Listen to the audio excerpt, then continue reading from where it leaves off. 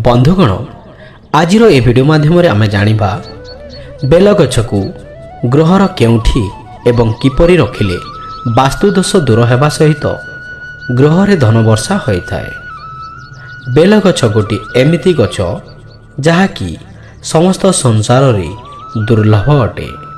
तार दिव्यता तार दुर्बलता एवं औषधीय गुण एवं क्षमता पाई समस्त देवादेवी एवं समस्त मनुष्य जातिर प्रिय एवं आदरणीय होता है। पुराण शास्त्र रे बेलगछर सृष्टि माँ लक्ष्मी अंशरू होइछि, जहाँकि आपण माने अल्प बहुते जानिथिबे। ताहले चलंतु दर्शक बंधु जानिबा संपूर्ण विषय वस्तु।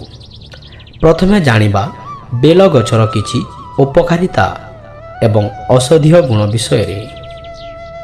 बेलगछरे साक्षात शिव एवं शक्तिंकर वास होता है। बेलपत्रर त्रिशाखारे त्रिदेव वास करिथांती, अर्थात ब्रह्मा विष्णु महेश्वर वास करिथांती। एणु बेलगछ मूलरे सबुबेले गाधोई सारी पानी देले कोटि पुण्य मिलिथाए। शिवंकर समेत माँ लक्ष्मी मध्य प्रसन्न होइतांती, जहा फलरे कि सही मनुष्य समस्त प्राणी को बस करिवार शक्ति लाभ करिथाए एवं चाकरी तथा व्यवसाय रे सफलता लाभ करिथाए। एहा सहित धनवान हेबारु मध्य केही केही रोकी पारंती नाही, अमाप धनर अधिकारी होइतांती।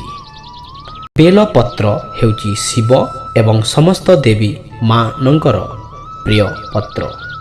बेलपत्र सुखी जाए हेले केबे बासी हुए नहीं। बेलपत्र चंदनर लेप लगाई शिव तथा देवी को अर्पण करने द्वारा मनुष्यर समस्त मनस्कामना पूर्ण होता है।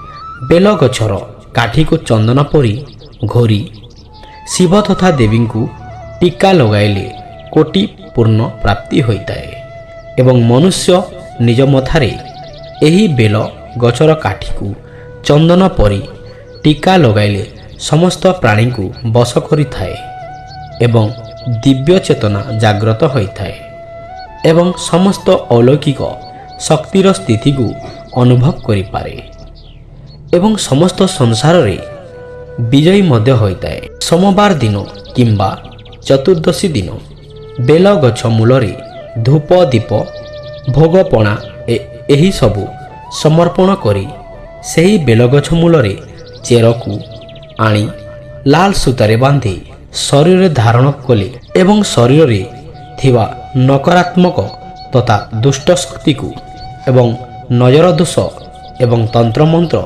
शक्ति को शरीर बाहर कर दे थाए बा तड़ी दे थाए एवं जे मनुष्य विवाह होई पारु न थाए अबा संतान होई न थाए एही बेलगछर चेर धारण करिबा द्वारा एवं सबुदिन बेलगछ को पूजा करिबा द्वारा खूब शीघ्र विवाह होता है एवं संतान हेउनथिबा मनुष्यर संतान प्राप्ति मध्य होता है। जो व्यक्ति शिव तथा देवींकर आराधना करुथांती एवं सेमाने जदि बेलगछर मूलरे बसी शिव तथा देवींकर मंत्र जप करती तेबे खूब शीघ्र सेमानकर साधना पूर्ण होता है एवं समस्त मनस्कामना मध्य पूर्ण होता है।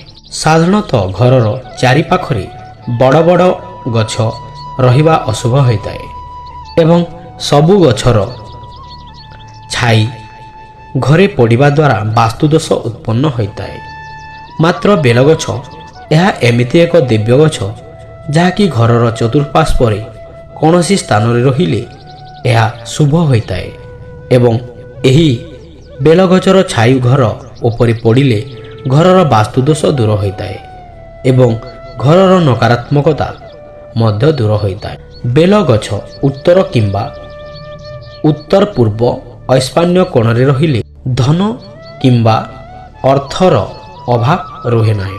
अभाव थिले धन आगमनर बाट खोली जाए। घरर पूर्व दिगरे बेलगछ रहिले बजाय रहे। ଘରର ପଶ୍ଚିମ ଦିଗରେ ବେଲଗଛ ରହିଲେ ସନ୍ତାନ ପ୍ରାପ୍ତି ହୋଇଥାଏ ଏବଂ ଘରର ଦକ୍ଷିଣ ଦିଗରେ ବେଲଗଛ ରହିଲେ ଦୁର୍ଘଟଣା ଜନିତ ସମସ୍ୟା ଦୂର ହୋଇଥାଏ।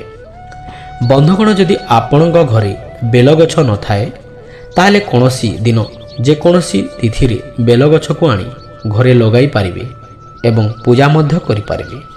ବନ୍ଧୁଗଣ, ବେଲପତ୍ରରେ ଅନେକ ଭିଟାମିନ୍ ଏବଂ ପୋଷକ ତତ୍ତ୍ୱ ଗୁଣ ମଧ୍ୟ ଥାଏ।